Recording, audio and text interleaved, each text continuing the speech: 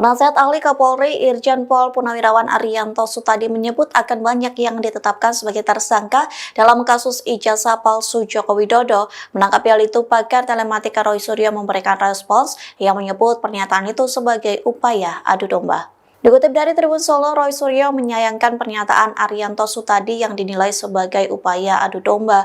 Hal itu disampaikan Roy Suryo pada Sabtu 7 Juni 2025. Terlebih, Roy Suryo menyebut pernyataan itu keluar dari Jenderal Bintang 2 Kepolisian.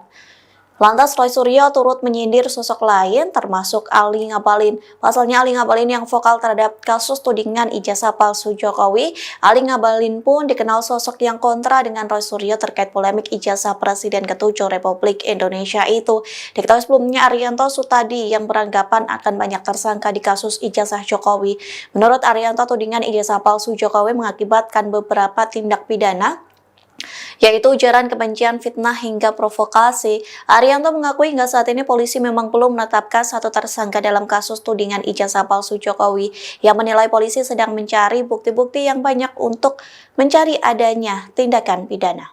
Download Tribun X sekarang, menghadirkan lokal menjadi Indonesia.